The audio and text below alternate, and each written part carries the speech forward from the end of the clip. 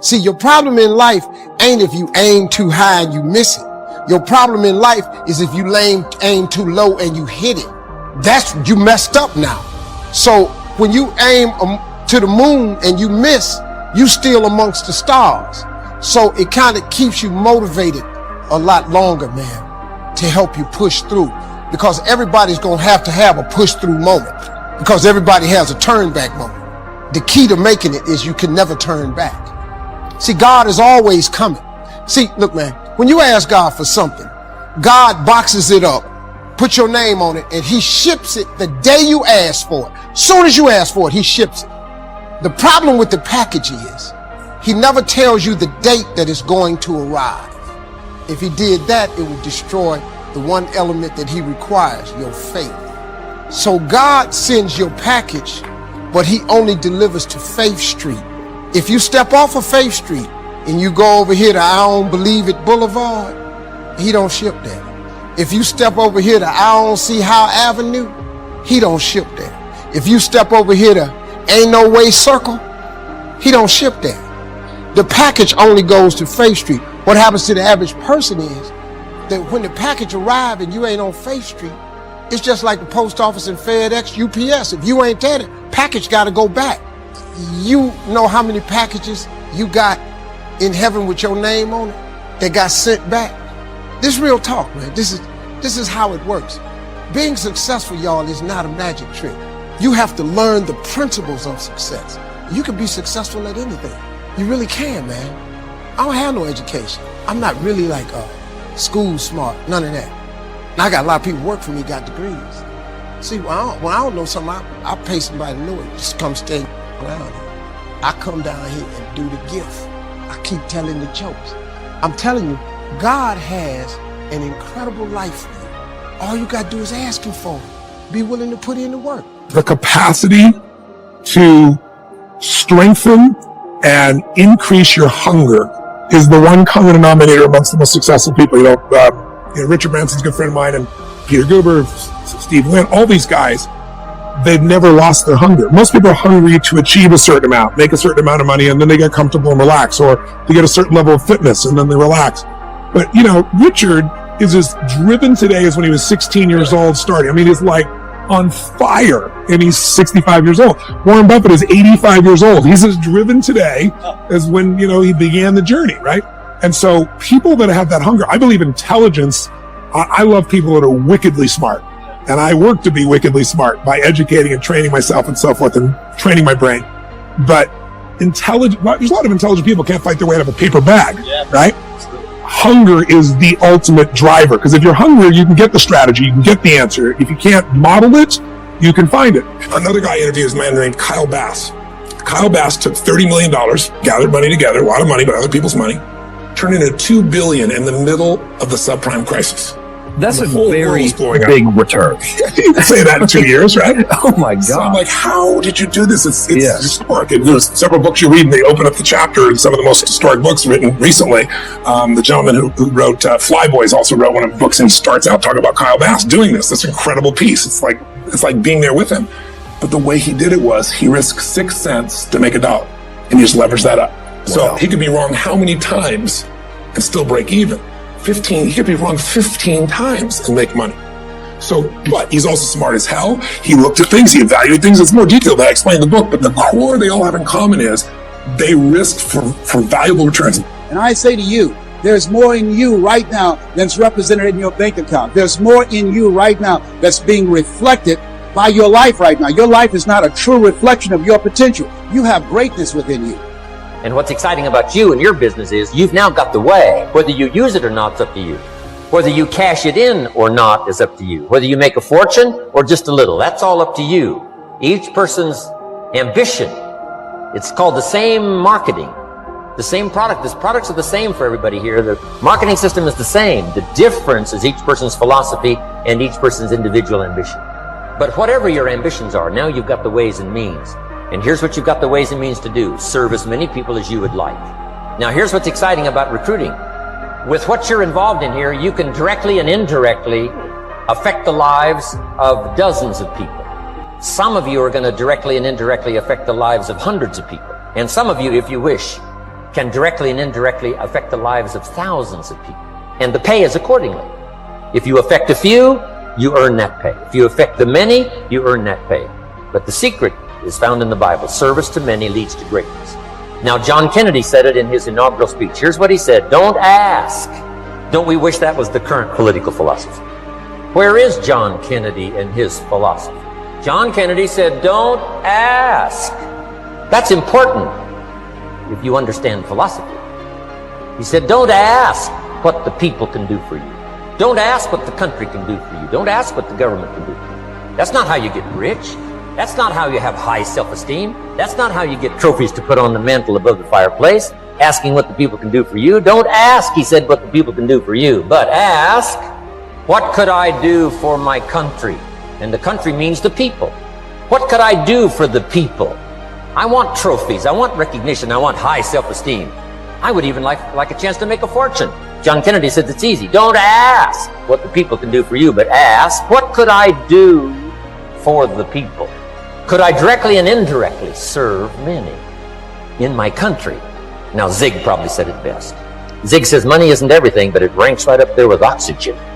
Zig says, my dentist told me, Zig, only floss the teeth you want to keep. You know, forget the rest. But here, Zig is famous for this now. This is one of Zig's philosophies, and it goes right along with the other two, the Bible and John Kennedy. Here's what Zig says: if you help enough people get what they want, you can have everything you want. If you help enough people get what they want, you can have everything you want. Now, wanting everything you want, we call that self-interest. But it's okay to have self-interest if you do it in a positive way. By helping enough people get what they want, you can have everything you want. Now, you can accomplish all that by learning this next skill called recruiting. And I learned it, and it made me fortunes. So now I've got 3 skills: milking cows, making sales, and recruiting. Here's the next skill I learned that paid big money: organizing. Once you got a few, get them to work together, see, and that's magic. Getting people to work together is magic. Now, yes, it's challenging, like having several members of your family, getting them to work together is challenging, but it's magic. Getting husband and wife to work together is challenging, but it's magic when it happens. But everything magic is challenging. You just got to jot that down. Everything magic is challenging. But once you figure out the challenge and go for it, then the magic occurs. Let me tell you how magical people working together is. Let me quote the Bible again. It says, if 2 or 3 agree on a common purpose, nothing is impossible. Just try that on for your mental size. If 2 or 3 agree on a common purpose, nothing's impossible. Everybody's looking for a challenge. Here's what I teach, especially the kids. Here's the best challenge in the world. Let's go do it. Not you go do it. Let's go do it. If 2 or 3 of us decide on a common purpose to do it, nothing's impossible. Incredible. Working together, organizing. Now, when everybody's an independent, now it's a little more challenging. Like having kids, they've each got their own opinions. They've each got their own ambitions and desires. When we're suffering and sacrificing, we wonder whether it's worth it. We wonder whether we're supposed to. We wonder whether sacrifice or setbacks or suffering is a sign it's not our real dream, don't we? See, at the gym, you never think, oh, I'm going through some pain and discomfort. This must be a sign I shouldn't be at the gym. You'd never think that. It goes with the territory. Everyone knows this. Build a bicep or a tricep or a chest or legs. You have to break it down, suffer and sacrifice for it to grow. So while it's happening, there's no part of you that says, this isn't right. In fact, the indication of the pain and sacrifice and sweat, don't you feel better at the gym? You're like, wow, I really sacrificed today. I really suffered. So in that area, we all know to the extent we suffer and sacrifice is to the extent we grow. And your body is a metaphor for the rest of your life. But the rest of our life, every time we sweat, every time we sacrifice, every time we suffer, we don't do what we do at the gym. We start saying, well, wait a minute. Maybe I'm not supposed to be doing this. Maybe I'm not cut out. Maybe it's not my destiny. Maybe I just can't do it. It's the most unbelievable, ridiculous conclusion we draw, but it's what everybody does, which is another form of distraction, is doubt. The coins flip on each other all the time, don't they? Another form of distraction is just doubt, and doubt comes from the suffer. It comes from a loss. It comes from fear. It comes from the sacrifice. And so just remember this. You're supposed to suffer and sacrifice. So let me ask you a question. What are you willing to risk in order to make your dream come true? Nothing ventured, nothing gained. You're going to take a risk. Maybe it's financial. Maybe it's a risk of time. Maybe it's a risk at your job. Maybe it's a risk of looking bad. Maybe it's a risk of failing, of falling on your face, of going broke, of going through pain, of going through anxiety. Maybe it's even a risk in a relationship that's just going to be difficult while you do this. What are you willing to risk in order to win? And you have to accept that, because remember what I'm going to tell you. The price you will pay for not making your dream come true is far greater than the one that you will pay to make it come true. This owner, he's being so good to me. He's leaving me so much wheat. Ruth thought it was Boaz being good to her. The truth is, it was God being good to her. Boaz was the resource, but God was the source. God was the one speaking to Boaz, giving him that desire to be good to her. How many times has God spoken to people to be good to us and we didn't even know it? For no reason, they decided to help us. They opened a door. They gave us a position. They introduced us to a friend. They were a resource that the source was using. And the longer I live, the more I recognize God's goodness in my life. Things that I thought were a coincidence, I thought were people just wanting to be good to me, I realize now it was the source. Doors that opened that you couldn't open. Somebody decided to give you a good break. You were at the right place at the right time, met that person and fell in love. That wasn't a coincidence, that was the source. That person that put in a good word for you, you got the promotion. You weren't lucky, that was God speaking to them like He spoke to Boaz. Every good thing comes from our Father above. They may not have even known it was God speaking to them. They just suddenly had a desire to be good to you, to stay late and introduce you to the client, to waive the policy and put the loan through. Are you recognizing the source? Are you thanking God for every good gift? Do you realize you wouldn't have waken up this morning without the source? You wouldn't have air to breathe without the source. Your eyes wouldn't see without the source. You wouldn't have that person to love without the source. Don't get so caught up in the resources that you forget it's the Most High God working in your life. It's God protecting you from that accident. It was God healing you from the cancer. Not just the medicine, it was the source. When you look back over your life, nothing was a coincidence. There were no lucky breaks. What you thought was just Boaz being good to you, leaving you handfuls on purpose, that was the hand of God, the source working behind the scenes, telling them to be good to you. When we were trying to acquire this facility, the former Compact Center, it was owned by the city. So we had to get the city council members to vote to approve it. I had never been involved in any kind of politics and convincing council members. This was way out of my expertise. Someone randomly introduced us to a man that had been in city politics his whole life. He had worked for different mayors for many years. He wasn't the typical white-collar professional that you might envision. He was kind of rough. He liked to party, he liked to drink, didn't always use good language, but for some reason he really liked us. He really wanted us to get the building. He went overboard to make things happen. He used his favor, his influence to sway people. Early on, there was a council member that was against us. He said, "Joel, don't worry, he'll vote for us. He owes me." I didn't ask for any details. I just said, "Thank you, Jesus." Here this man had not been in church his whole life, but he was doing all he could to help Lakewood get the building. I realize now that wasn't just him deciding to help us, him just deciding to do a good deed. He was a resource that the source was using. He may not have even known that was God speaking to him. After we got the building, he came to a service. Years later, he was being interviewed about the process and about why he had helped us. He said, "I don't go to church. I went to Lakewood one time and I don't like the circus." He referred to us as the circus. And yes, our services are fun and exciting. And in a few minutes, the elephants will be coming out. And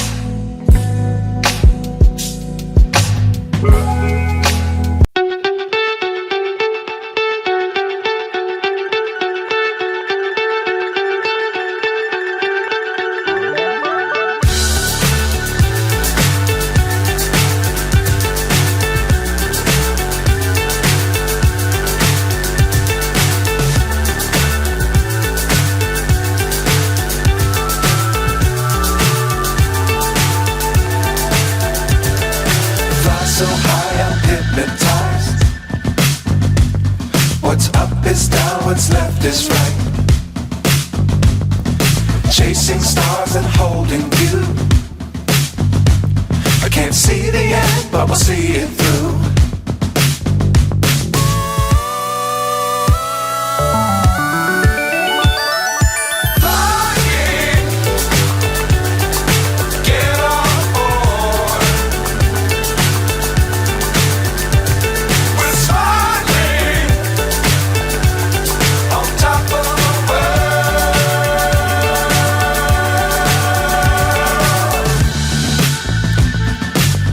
Times don't fly too high. Be sure to keep the ground in sight. Fly forever if you keep it tight. Love the world but keep the sky on your mind.